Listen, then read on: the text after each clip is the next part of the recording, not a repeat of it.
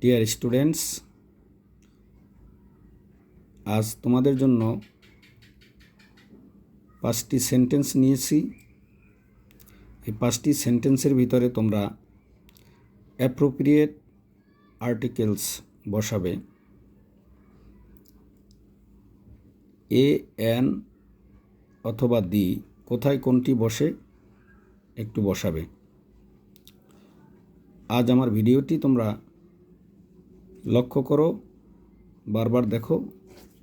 আশা করি আর্টিকেলের ব্যাপারে তোমাদের একটি ক্লিয়ার ধারণা হবে।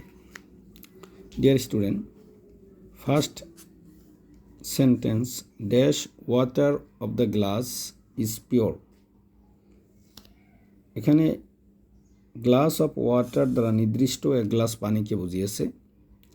যে ডেফিনেটলি কোনো বস্তুকে যদি নির্দেশ করে তাহলে আর্টিকেল দি বসে। I got dash one টাকা নোট। এখানে দেখো এই ওয়ানের উচ্চারণ ওয়া মানে শুরুতে ওয়া ডাব্লিউর মতো এসেছে, যেটা কনসোনেন্টের সাউন্ড হয়েছে।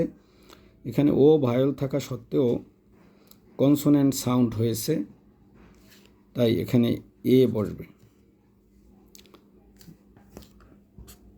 Number B.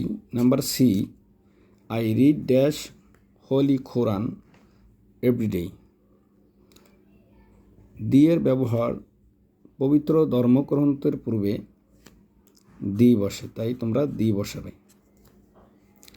Number D, Mita is dash untidy girl. এখানে ইউ এর উচ্চারণ আ হয়েছে, আ হলে এটা ভায়োল, সো এখানে এন বসবে। He lives in USA. এখানে ইউএসএ দ্বারা একটি দেশকে বুঝিয়েছে যেটা একটি অর্থ বহন করে।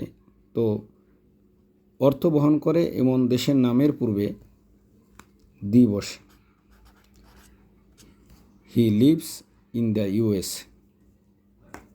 ডিয়ার স্টুডেন্টস, আবার দেখো,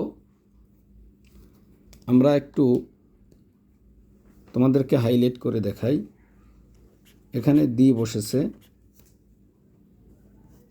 এখানে ওয়ানের ও ভায়োল থাকা সত্ত্বেও কনসোনেন্টের সাউন্ড হয়েছে ওয়া, এজন্য এ বসেছে।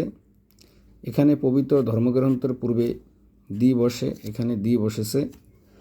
এখানে ইউ এর উচ্চারণ ইউ হয়নি, বরং আ হয়েছে, এজন্য ভায়োল সাউন্ড এন বসেছে। এখানে ইউএস এর পূর্বে দি বসবে, কারণ এটা অর্থবোধক একটি দেশের নাম। সো আর্টিকেল সম্পর্কে আজকে এ পর্যন্তই। সবাই ভালো থাকবে, সুস্থ থাকবে। আল্লাহ হাফেজ, টেক কেয়ার, বাই বাই।